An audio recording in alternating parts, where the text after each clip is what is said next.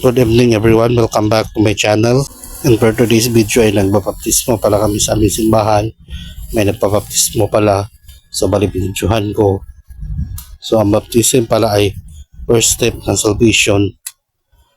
Kasi nasaan sa Biblia na kapag tinanggap mo ng Panginoon sa iyong buong pagkatao at buong puso ay dapat magpabaptismo ka na. Kasi ang baptism ay picture out ng pagkamatay, paglibing at pagkabuhay ni Kristo. So yun yung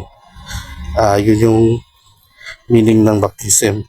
Pero yung baptism ay hindi kasama sa salvation ng tao. Ang salvation ay yung pagtanggap mo sa Panginoon sa iyong buong puso at pagkatao. So kahit hindi ka pa nabaptisan, kahit kung wala ka pang baptismo, basta tulong tinanggap mo na si Kristo ay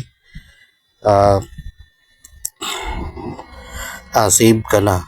So makakapasok ka na sa langit. Pero kapag tinanggap mo na si Kristo, kung tinanggap mo siya, dapat magpapaptize ka na kung naiintindihan mo na kung bakit mo tinanggap si Kristo at bakit mo kailangan baptismuhan. So yun lang sa ngayon. So walang ginawa ko, video na lang ko dyan.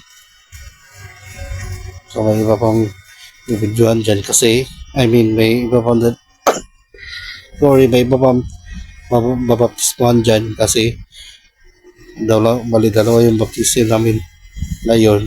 Isa sa umaga tapos may nagpapaptismo rin sa gabi.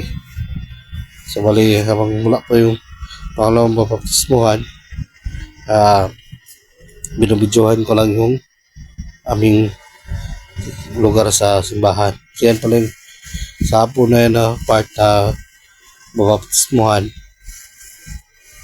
So sa hapon na to kasi dinugtong ko lang sila dinugtong ko lang yung dalawang video. So ganyan lang siya. So yan na pala yung baptismo sa hapon. So yan, hindi pastor lang pa yung nagbabaptismo dyan.